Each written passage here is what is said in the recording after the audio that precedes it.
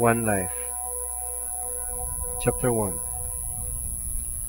Dylan woke up, stretched out his left arm, reached out his alarm clock, and turned it off. It was 4 o'clock in the morning.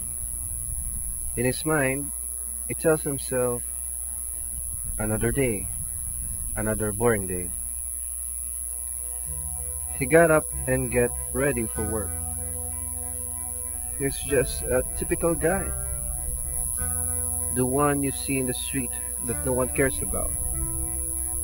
He works as a web content manager in an outsourcing company similar to call centers, which is a 15-minute ride from his apartment. That is why he regularly walks to work, giving him his slender look and saves him money. He just finished taking a bath, put on a clean printed shirt, rugged blue faded jeans, and wore his favorite cross-training shoes. It's his favorite cause he doesn't have anything else. He went out early around 6:30. While walking, he could see few people up this early. Those students who were waiting for a ride to their school, the fitness guys and girls running and jumping around. Some of them waves at him and he just smiles at them in return. He then saw this old lady carrying his groceries from the wet market. As he was passing her, a dog, out of nowhere, startled the lady and accidentally dropped her plastic bags. Dylan immediately saves the bags from completely reaching the floor. This old lady now thanks him and gave him a rice cake with cheese on top. He continued his walk to work. It was exactly 7 o'clock when he arrived on his destination. He stopped in front of his office building to catch his breath.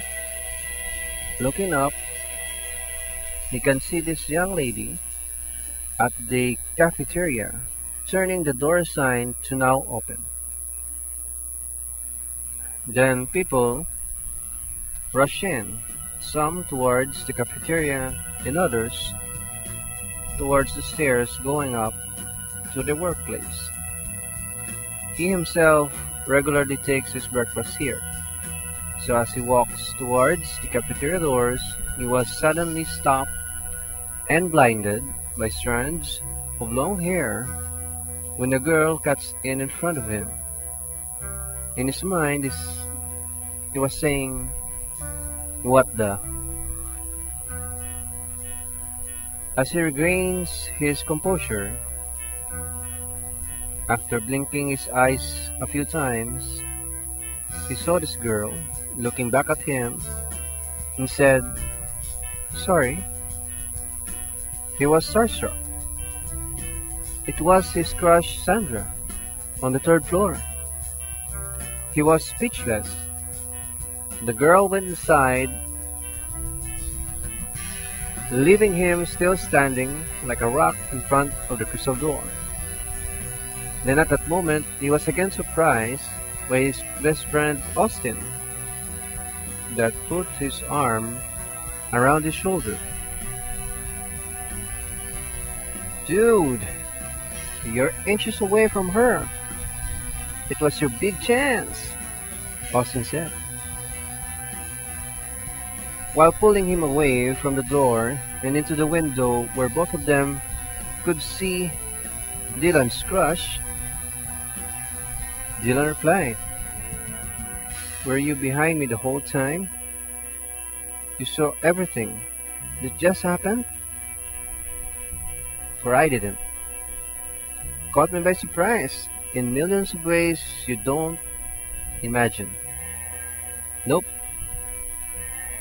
only arrived and saw the best moments. When she turned around and looked at you, then you were looking all dumb and stupid and forgot to close your mouth. Awesome flight.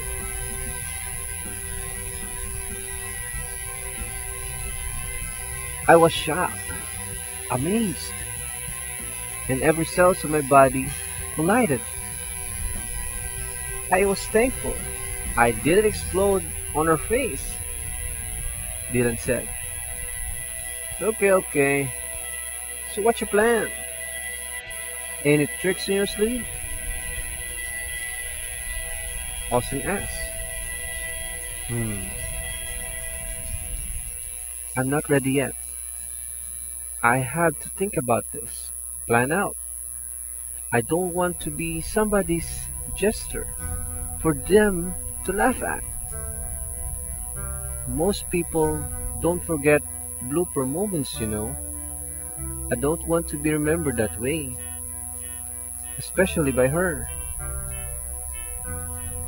Dylan said. Come on, it's been 2 years since you said you had a crush on her, and you haven't come up with a macho moves to get her attracted to you after all those years. Damn, you're slow, turtle boy, Austin said. How long do you have to wait? 50 years? Man, it wouldn't look nice at the time with you being bald and ugly, and her having aneurysm. It would be like 50 first dates. The only difference is you both can't remember what you were doing, thinking, and talking every an hour or two. When will you let her know that she had a great-looking slow admirer? You'll never know what it would be like to be her boyfriend if you don't make this first move, this time, right now. Answer me, man. Austin persuaded. Don't worry, I promise. Before I die, I'll make my move, and will do everything to spend my life with her. Okay, okay. Let's forget about it. Let's have breakfast inside. Austin winked and grinned at Dylan. Okay guys, this ends chapter 1. I'll post the second chapter on Tuesday. Hope you like this story and listen on it until the end. I really love creating this story and hope you will too. As you can see, I'm very open for any one of you guys to create a short movie of the story.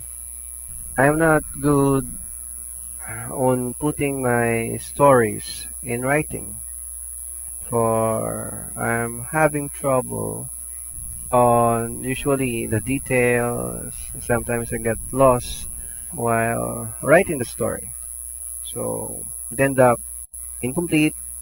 Moving on, here is my question for all of you regarding today's episode. Did Dylan went inside the cafeteria with his friend Austin? Yes or no? And why? Leave your answers below and find out on the next chapter. Anyway, that's all for now, and see you all on Tuesday, and have a great day to all.